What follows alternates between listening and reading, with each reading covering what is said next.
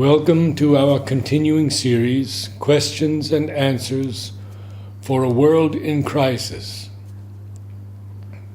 Recently, at Aurobindo University, I spoke to the students, and one student asked me, actually told me that she had nightmares and bad dreams, and what to do to stop them. So I have been through the works of Mother and Sri Aurobindo and have chosen some of their words to help those who have nightmares. The Mother first. The human being is at home and safe in the material body. The body is his protection. There are some who are full of contempt for their bodies and think that things will be much better and easier after death without them. But in fact, the body is your fortress and your shelter. While you are lodged in it, the forces of the hostile world find a difficulty in getting any direct hold upon you.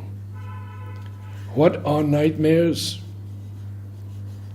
These are your sorties into the vital world. And what is the first thing you try to do when you are in the grip of a nightmare? You rush back into your body and shake yourself into your normal physical consciousness. Questions and Answers, 1929. Because there is a very close connection between dreams and the condition of the stomach. Observations have been made, and it has been noticed that in accordance with what is eaten, dreams are of one kind or another, and that if the digestion is difficult, the dream always turns into a nightmare. Those nightmares which have no reality, but still are nightmares all the same, and very unpleasant, seeing tigers, cats, etc. Or else you experience things like, for instance, you are facing a great danger and you must hurry up, get dressed quickly and go out. And then you can't dress, try as you will. You can't put on your things. You don't find your things anymore. And if you want to put on your shoes, they never fit you. And if you want to go somewhere very fast, the legs don't move any longer. They are paralyzed, and you are stuck there, making formidable efforts to advance, and you can't move.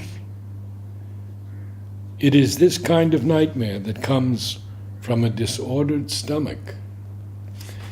People who have nightmares of this kind should always protect themselves occultly before going out of the body. It can be done in many ways. The simplest way, one which needs no special knowledge, is to call the Guru.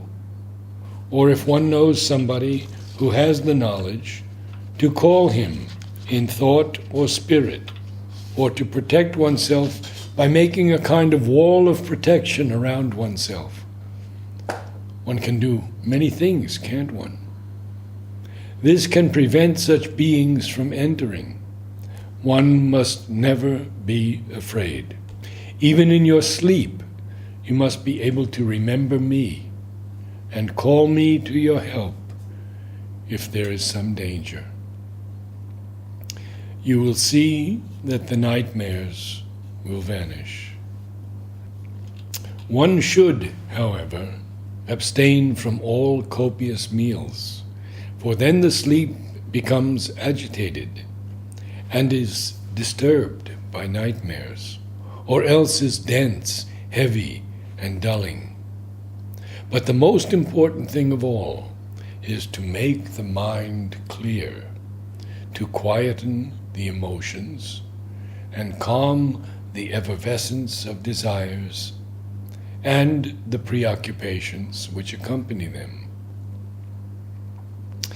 If before retiring to bed one has talked a lot or had a lively discussion, if one has read an exciting or intensely interesting book, one should rest a little without sleeping in order to quieten the mental activity, so that the brain does not engage in disorderly movements while the other parts of the body alone are asleep. Those who practice meditation will do well to concentrate for a few minutes on a lofty and restful idea in an aspiration towards a higher and vaster consciousness. Their sleep will benefit greatly from this, and they will largely be spared the risk of falling into unconsciousness while they sleep. Now, people, are extremely ignorant, and they think that it is like this. There is life and then death. Life is a bunch of troubles, and then death is an eternal peace. But it is not at all like that. And usually when one goes out of life in an altogether arbitrary way and in an ignorant and obscure passion, one goes straight into a vital world made of all these passions and all this ignorance.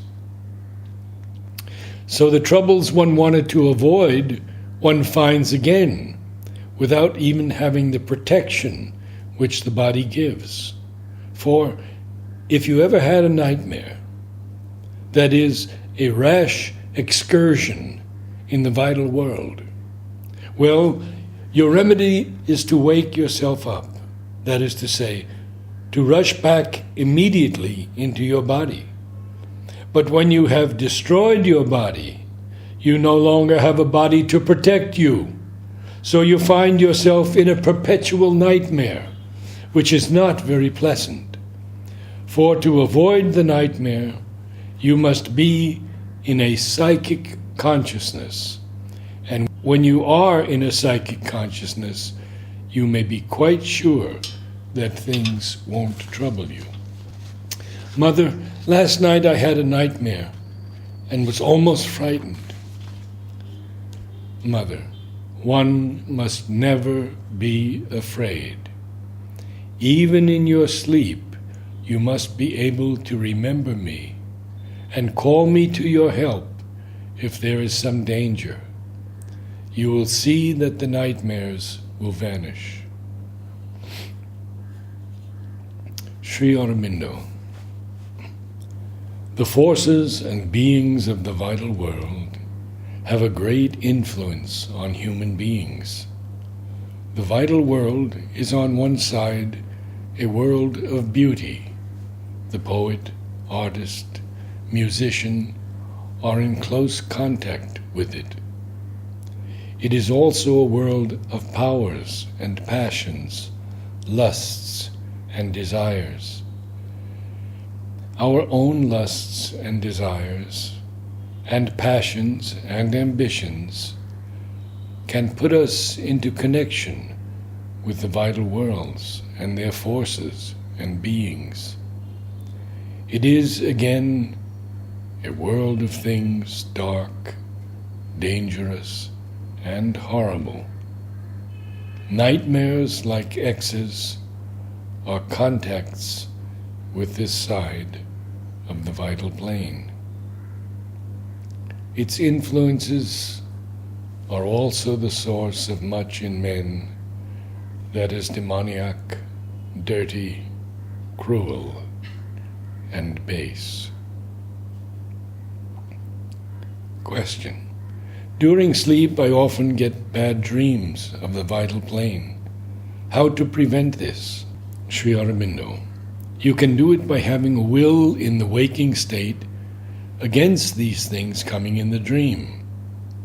Before you go to sleep, for instance. It will not succeed at once, but it will in the end. Or else you must aspire to grow more conscious in sleep. Question. Sometimes when I have an attack in dream, I can get rid of it by repeating the mother's name. Does this mean that even the mother's name has power in it? Sri Aurobindo. Yes, certainly. There is always a power in the name.